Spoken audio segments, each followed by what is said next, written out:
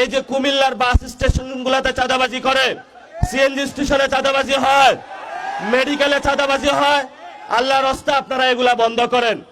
এবং কুমিল্লায় আমরা শুনেছি অনেক জায়গায় ছোট ছোট কিছু গডফাদার আছে এবং এরা নিত্য নৈমিত্তিকভাবে খুন করে বেড়ায়, মানুষের জীবনের যারা ব্যবসায়ী রয়েছে তাদের জীবন বিপন্ন করে তুলছে।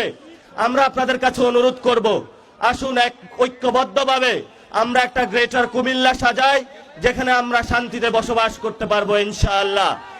সবশেষ দুইটা কথা বলবো। আমাদের ইনকিলাবের পথিক শহীদ ওসমান হাদি ভাইয়ের হত্যা হয়েছে, বাংলাদেশে আমরা শুনেছি বিচার হবে, কিন্তু বিএনপি সরকার গঠন করেছে। আমরা প্রধানমন্ত্রী তারেক রহমানকে অনুরোধ করব যে আপনি এই বিচার যে প্রক্রিয়া রয়েছে সেটা দ্রুত উদ্যোগ নিন।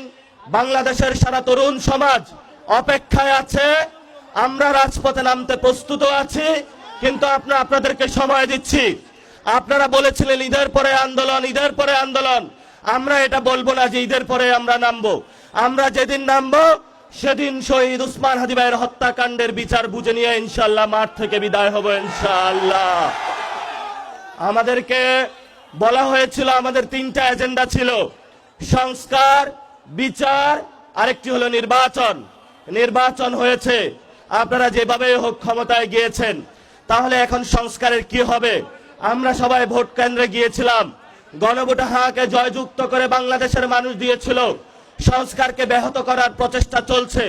আল্লাহর রাস্তায় আপনারা জনগণ যে ম্যান্ডেট দিয়েছে সংস্কারের পক্ষে, জনগণের বিরুদ্ধে যাবেন না।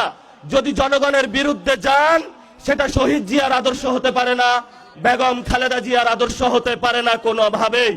এজন্য আমরা আপনাদেরকে অনুরোধ করব, যেই পথ শহীদ জিয়াউর রহমান, বেগম খালেদা জিয়া এই বাংলাদেশের মাটিতে জীবন দিয়ে প্রমাণ করে গিয়েছিলেন যে বাংলাদেশের মাটিতেই থাকবো, এখানেই শহীদ হব, তবু বাংলাদেশের মানুষের সাথে গাদ্দারি করব না, সেই পথে আপনাদেরকে থাকার আমরা অনুরোধ জানাচ্ছি।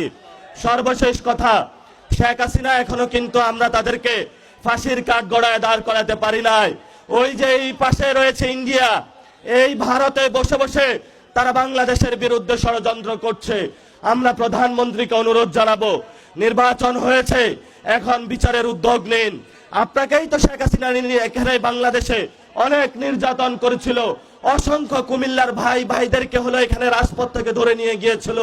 এই যে কুমিল্লার সাক্কু ভাই থেকে শুরু করে প্রত্যেকটা ব্যক্তি এখানে ইয়াসিন ভাই নির্যাতিত হয়েছিল আমরা জানি। কিন্তু আমরা এখন কি দেখতে পাচ্ছি? শেখ হাসিনা ওইখানে বসে বসে হাসছে, আর রাজপথে আমরা এখানে বিচার চেয়ে বেড়াচ্ছি। আপনারা বিচারের উদ্যোগ নিন, ইনশাআল্লাহ নতুন বাংলাদেশ গঠন হবে। সবাই ভালো থাকবেন।